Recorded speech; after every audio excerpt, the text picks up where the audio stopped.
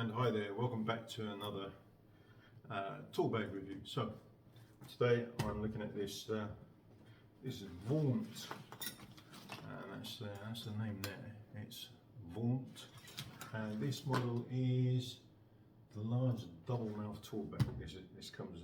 It's called the large double mouth tool bag, and the dimensions are 420 wide, 230 deep, and about 270 high. And this is, as the name suggests, a double mouth tool bag. I'll just quickly go over some of the specifics about this. So we'll start from here. I'm not sure if this is the front or the back, but we'll start here. Got 4 good sized pockets there at the front. On the side, got another 2 of those same pockets there. Nice. On this side, you've got the name there, and then we've got a zipped full pouch, all that wide. So nice, good size there. On this side, another two pockets on this side as well. And then here,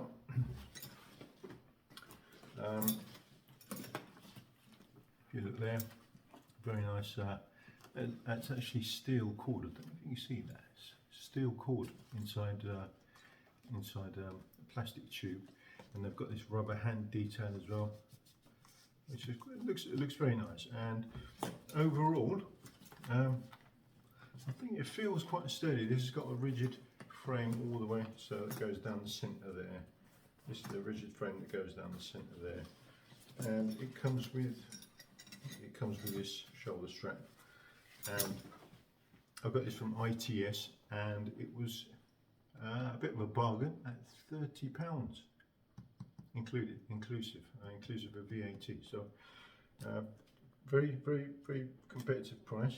So let's have a look at the first pocket. So for those not familiar with dual mouth bags, I'll show you how it opens. So that's the way these dual mouth bags open. So you've got access to pretty much everything in there. You can see, yeah, can you see that? So let's start with this side. Just going to close this. Let's start with this side first. So this, I've got loads and loads of stuff in here. So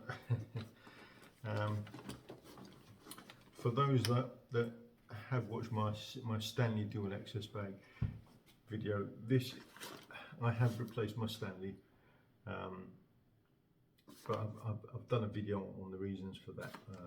So it's my Stanley update video. So if you want to watch that, you can do. Just quickly go into some of the pockets, and so here we've got 4. Oops, can you see that? Got 4 large pockets there again. Very nice pockets there. Decent size again. They've got adjustables in there, sort of spanners there, and little pliers there. And over here, as you can see, we've got all the screwdrivers there. I think I probably mentioned it before, but I will say it again.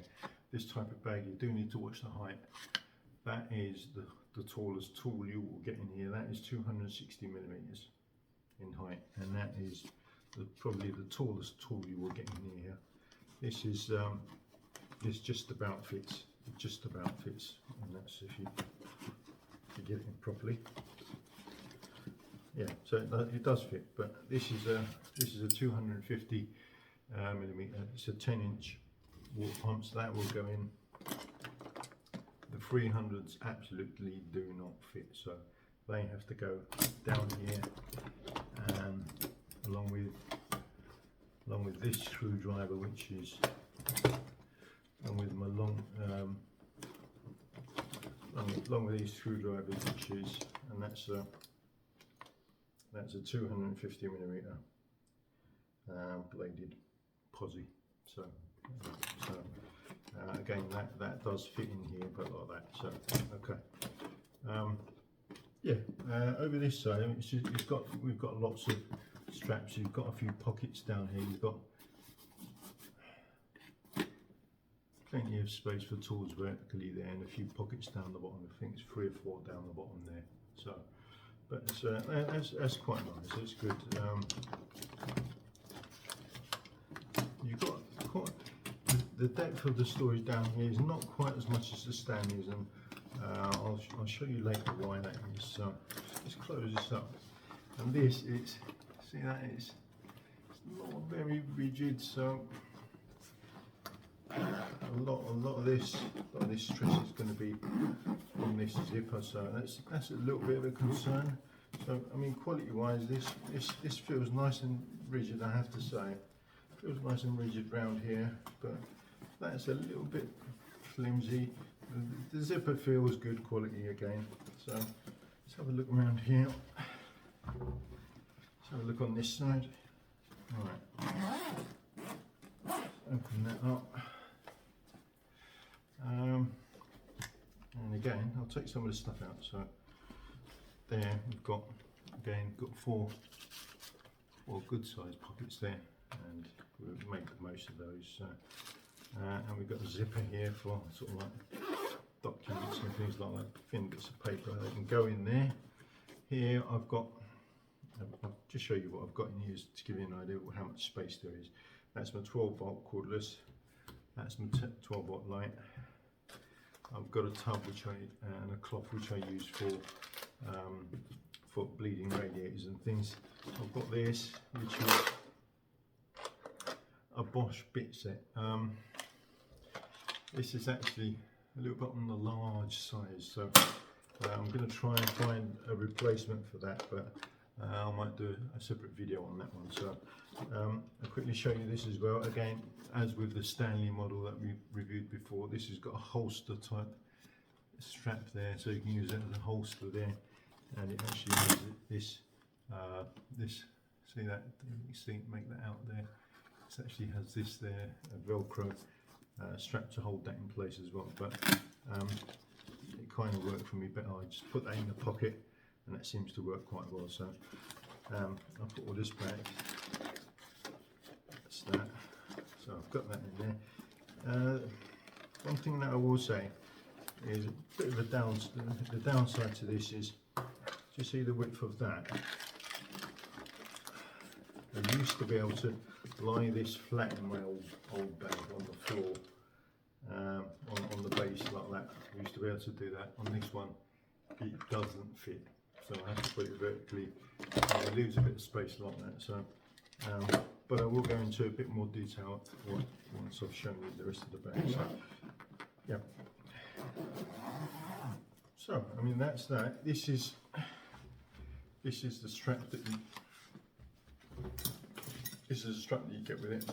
It's given the price, it's as good as any strap that you'll get for this money. So I'm not going to knock it. That's fine. But I have been using this for a couple of weeks, but not with this. I bought myself this. Again, you may have seen it on one of my other videos. This is a replacement strap for a Vito Pro Pack, and I got it for £20, and it's excellent value. And I recommend this if you're somebody that carries on your shoulder regularly. Okay, so I have been using this one. So overall, what do I think of this bag? I think this is excellent value. I'll say that for any DIYer or semi-professional. I think it's excellent. I think it's very good. I'm not so sure if you're a professional. I'm not so sure. I don't know. I can't see this large thing. Although, like I say, this spine feels very rigid. It feels very good in this handle. Time will tell, but when I swap my tools off, I'll just show you something else. This was the Stanley bag that I swapped all the tools out of. Right. But what I didn't notice with the Stanley is, if you look at the base, right, see the width of that? What I didn't realise was the Stanley is actually 7 centimetres wider across the base there. than this, and it's a couple of centimetres taller, probably 1 or 2, not much in the height, but yeah, so that's the difference. And has that been a problem for me? Yes, it has. Yes, it has, and I'll show you why. This is all the stuff. This is all the stuff that I had in the Stanley. Yeah, that's all the stuff I had in the Stanley that I didn't manage to fit in this. So, is it a problem? Yes, it is a bit of a problem. This box is, I managed to fit flat on the base of the Stanley, and that's 11 and a half, almost 12 centimeters in its depth there. Yeah, and that will go flat in the base of the Stanley. Whereas in this one, you just about get that, which is about 8 centimeters from across there. Yeah, so just keep that in mind. It's good for tools only. It's good, but if you need little boxes and things, you run out of space very, very quickly. And that is probably the only downside I can think of.